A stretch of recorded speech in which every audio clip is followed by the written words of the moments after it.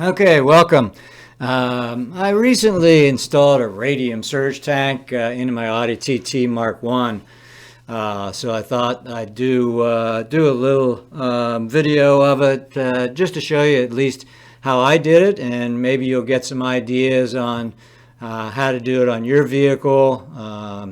I sort of tried to make the decision. There's 034 also has a surge tank. There's a couple of them out there. You can see a lot of them, various ones on eBay. But I decided to go with Radium. Their customer service was really quick on answering a lot of my questions. And you can see this is the whole Radium kit, and it comes really with just about everything you need to install this thing. The only thing you have to buy extra really is, obviously your fuel lines, and it does not come with the internal pump at all. Now, I decided to do this just because I do autocross, and I was having some situation on some really hard cornering where I was getting some fuel starvation. So I was having to run like 3/4 of a tank all the time to eliminate that issue, and that of course is a lot of weight, and weight is not great for speed or pickup or anything else. So, and I was getting tired of trying to keep my tank up to 3/4. Hopefully this holds like about 1.5 liters. So this hopefully is with the pump inside is going to eliminate that. I've done some testing, but haven't had any events at all yet. So here's just some general information on a surge tank, and you can see here's a surge tank here. Here's your main factory tank with a pump, and here's the internal pump here. Basically, your pump supplies the surge tank, and then your surge tank supplies the fuel rail. Anything that's not used that is bypassed by the fuel pressure regulator goes back into the surge tank, and then anything additional, when the surge tank is overly filled, it just feeds it back into the existing tank. So it's a nice closed loop system that seems to so far keep the surge tank full at all times, and everything seems to run pretty well. Now there's a couple of different choices. Radium has a bunch of different choices that you can use for the internal pump, and I'll go over what I use then a little bit later on. But so that's the fuel, basically the fuel system set up, and here's the electrical system. Basically what I used, your battery, I used a 20 amp fuse. I used like 12 gauge wire. I used external relay. Now I'm controlling this with the Ignitron ECU. You can also control it with the existing pump voltage. If you can get to the wiring that is used for your existing in-tank pump, you just use that wiring also. I have an Ignitron ECU, so I'm going to supply my signal using a relay from the Ignitron pin 64 here. And this is a pull-down signal, so I'm supplying positive to the relay coil, and the Ignitron is going to give me my battery negative and energize that relay, closing the relay tips, supplying the voltage to the internal pump inside the Ignitron, and actually pump it. Now just there's a lot of wiring diagrams to specify what gauge wire you should use, and a lot of it depends obviously on the current that you are going to need for your fuel pump, and also the length of the wire. So I went with a 12 gauge. I'm running maybe about 10 feet of wire, probably a lot less than that. And I think this pump that I used is running about 15 amps. So again, you can use anything from 10 to 14 gauge depending on the pump rating and the wire length, and then select a fuse according to the pump rating. I selected a 20 amp fuse to protect the pump itself. I think it runs, I think it's rated at about 15 amps. So here's a little bit more of an electrical diagram. This is exactly what I have in my car that I used. Here's my battery. Here's my 20 amp fuse. I use the SAI, secondary air injection relay, because I've removed all that stuff out of my car. So it just, I sort of went back and forth on how to do this, but this was sort of a no-brainer in the end. So I used the SAI relay, and it actually has wiring over close to the alternator. So I picked up a mate and supplied then to the Radium Surge tank here. I used an AEM pump.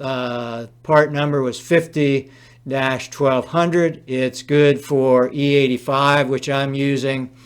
I also added a level switch, and I picked up some voltage from the G65 connector that was used for the AC pressure sensor. I've since removed my AC setup, so I have that connector available. I bought an additional level switch, basically, that's inside the tank to tell me when the level gets low. And I modified one of my seat heater switches to give me an indicator inside the passenger compartment. And I'll go over all that. I'll go over all this then as we go. So I used the SAI 100 relay, which is basically normally in a container like right around this area here, and a lot of guys remove that, and that's where they mount their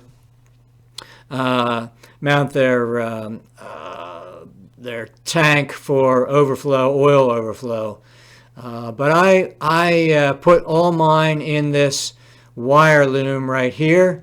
So you can see it's sort of packed in this wire loom, and here is the 100 relay. So what I did was, when I opened up the wire loom, there's this huge connector in there, and I'm not sure what it's for, but it connects two wires, and just to make a little bit more room, I removed this connector. And then I added a 1 amp fuse also to the coil wire for the 100 relay, or the SAI relay, so that I'm protecting the ECU, the pin that I'm using to energize that relay. So here we are with the fuse and the relay all packed in and tucked into that wire casing, and then the cover fits very nicely over that and encloses it all in. So I did use a 20 amp fuse. Again, since I'm not using the SAI, I'm using that for the pump now. So you can change out this fuse. I can't remember what it normally is, but you can change it to about a 20 amp or change it to whatever your surge tank pump requires. I used a 20 amp fuse. Now I've removed all this and relocated my battery to the trunk. So I have a little bit different setup, but I used a 20 amp fuse here. You can see I have it labeled for the surge tank here. A 20 amp fuse to protect that surge tank. All right, so again, this was sort of a no-brainer, because the wiring from this SAI 100 relay runs some pretty heavy wire all the way over, you can see it here, underneath the alternator. So this is all existing wiring, and here's the connector that basically went to the SAI pump underneath the alternator. So it was sort of a no-brainer. You got wiring all the way over. And what I did was I found a mating plug. Here's the part number for the mating plug that I used, and ran wire, 12 gauge wire from there up to my surge tank. So again, here's that connector. This is wire, existing OEM wiring all the way over to here. And then here's the connector I bought, pretty heavy pins. Here's the connector I bought, part number, it was only $4. So here's the mating connector to connect to the existing SAI connector here. So now I wanted some sort of indicator, because when you originally set up this surge tank, basically it's empty. And what you have to do is, in my case, I had to just turn the key switch on a couple of times so that my in-tank pump would prime and fill up this tank. So it took me actually about probably about 8 or 9 key on and off to fill up this Radium Surge tank and finally shut off this indicator that I had. So I knew that the tank was filled, and that once I tried to start the car, it would start up okay. So here's my indicator that I used. Again, trying to keep everything OEM. I used one of my seat heater controls and basically modified it to be my indicator. So basically, when this indicator is on, I know the surge tank is low for some reason, and when it's off, I know the tank is full and everything's okay. So hopefully I won't be using that or seeing that indicator much. So again, what I did is I took a seat heater and basically tore the thing apart. I strapped all the LEDs together and put some wires on here, silicone rubber, to make sure everything stayed in place, and added positive and negative wires, so that this is what it looks like when I have low fuel in that surge tank. So what I did was I also added a resistor here, about a 220 ohm resistor. I used that.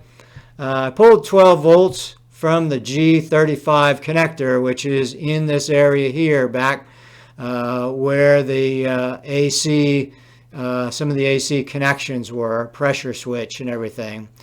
So I added a 220 ohm resistor just because I didn't want to overdrive these LEDs. So that was bright enough. You can see I added this resistor here, and this is my line here that then goes to the level switch. And here is my wire coming out, basically, or going back through this wire loom here. And then I took out the glove box and ran this wire basically back over and then behind or above my radio to this section here for that LED. So this is a pretty good place to run wires, right behind the glove box. There's one, of course, down below behind the behind or below the steering wheel also, but this is the way I ran that. All right, so here's the surge tank here. Here's the surge tank fitted in. Here is the surge tank with the 50-1200 AEM pump that I used. All right, so here's the surge tank. Again, it just comes with everything you need depending on the pump that you use, and I did use the AEM. It has a pretty good flow. I can't remember exactly what it was, but it's, you know, something like 375, I think. So plenty for my E85 needs, and the pump is rated for E85 fuel. So the AEM pump does come with different connectors, different clamps for the hoses to fit in, different pieces. Some of them you use, some of them you don't. The Radium actually came with a nice filter also that can be attached to the AEM pump once it's installed. All comes pretty nice. So I decided I have removed all my evap stuff because mine is a classic 2003 Audi TT. So I removed a lot of the stuff, and so I used that space to mount this radium tank. So I did have to, I needed a little bit more room, so I did cut this channel off right here. Looks pretty ugly right there, but I did grind it down then, made it a little bit smoother. And then what I did was I made 4 mounts here, and basically what I did was I drilled and tapped 4 holes for my mount. I fabricated my own mount, and then screwed the bolts in, and then welded them fast, so they're pretty good. There was only 1 or 2 here above really the bottom framework here, so you couldn't really come from underneath to put these bolts in. So here's the final look. I spray paint cleaned up and resprayed and everything. So here are my welded bolts ready to be used to mount the tank. So I did fabricate my own mounting. The OEM mount wouldn't work because you can see the actual tank here does sit over this rail, and that's why I needed to cut it out to actually fit in between this area and the right next to the headlight right here. You can see right behind it. So here is the mount I fabricated. It's like 1/4-inch steel, so it's pretty solid. And then these are 1/4-20 bolts here, so that I was able to mount that pretty securely to this location. Here's the added fuel level sensor that I bought. It actually goes into the tank, obviously, and it has wires coming out. You do have to buy that extra. That does not come with the radium tank. All right, so here's the radium tank installed. Here you can see it installed. Now I do have, this was before all my wiring and all my hoses were all put on, because I wanted to make sure and test everything, make sure I had voltage here properly before I installed and took out all my gas line hoses. But here you can see, here it is all completely installed. Here's my wiring for the pump right here. Here's my wire going back, basically back here for my my level indicator. Here are my fuel lines. Here are my fuel lines back here. These is where the OEM fuel lines come from the tank.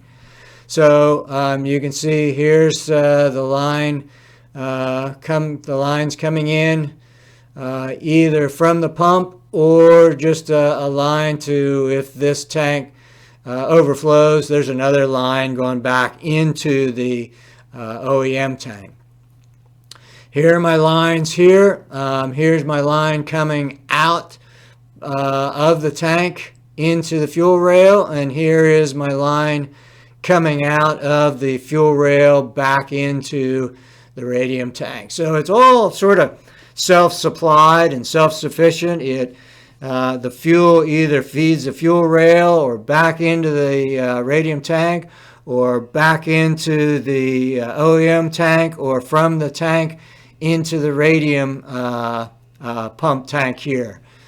So this worked out pretty well.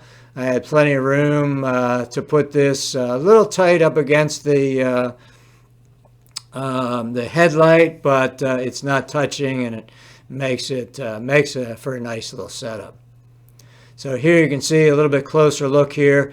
I did not use the braided lines. I'm not, like an expert on braided lines, so I went with the rubber injection fuel lines and the fast quick connects. Just in case I have any issues, I can go back. I can eliminate this, go back to my normal setup. These are easy to, these are the quick connects, fast ons. I did have to purchase additional connections for the tank itself, but Radium has like all kinds of connections that you can use and purchase for connecting these lines. All right, so setting up Ignitron, basically what I did was I went to the outputs section and I went to one of the user defined number 1, and I set it up as ECU pin 66, and that's going to be my low side. That's going to give me my ground to energize that SAI 100 relay and energize the pump itself.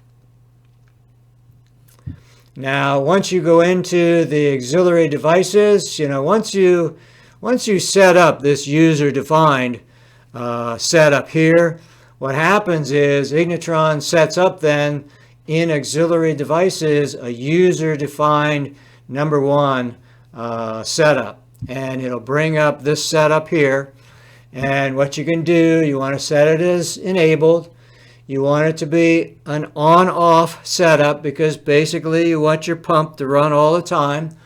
And you can actually label it, which I think is pretty cool too. So I labeled mine surge tank. And once you label it a surge tank, you can see it automatically puts surge tank here.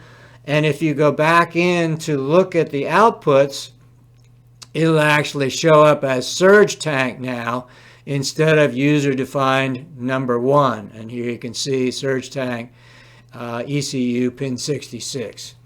So there's 4 different parameters you can set up. Now all I did right now was I used RPMs. And what you want to do is I wanted this to activate on anything above 150 RPMs. So you can see you have this choice here also. You have a greater than, less than, or equal to. You can set that up.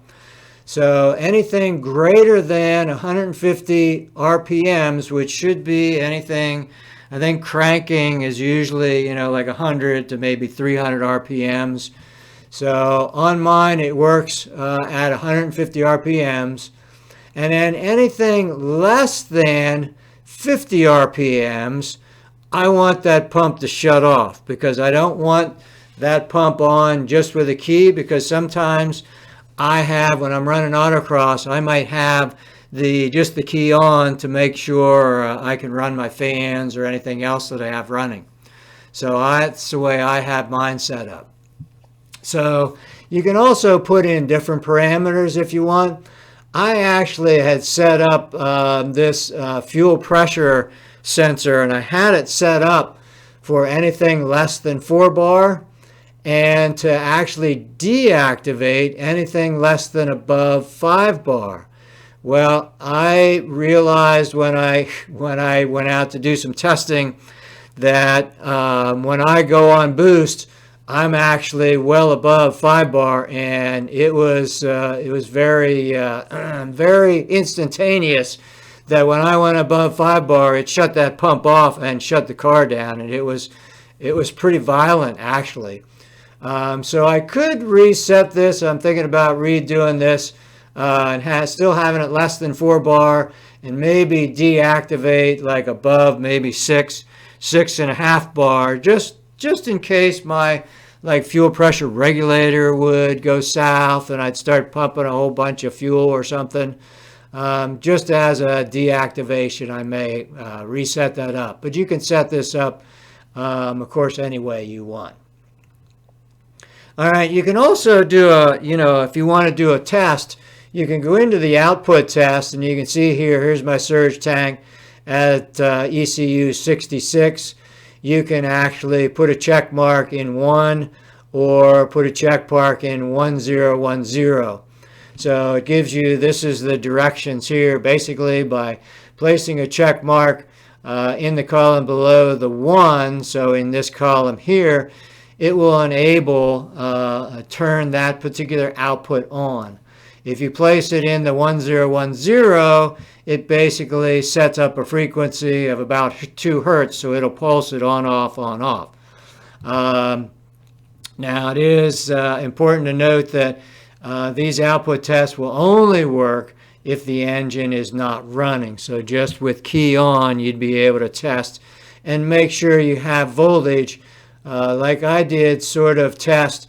Again, I had my wire disconnected, you can see here, just to run some tests to make sure that I had all my wiring to that pump and everything was okay there.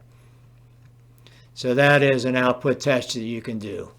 All right, so that just gives you a quick overview of how I set up Ignitron. This is, again, the radium tank. So far, it works pretty well. I haven't been able to test it on any autocross setups because it was a winter project. So hopefully I can run maybe a quarter tank of fuel, and I'll be good with this Radium Surge tank. All right, hope that helps you.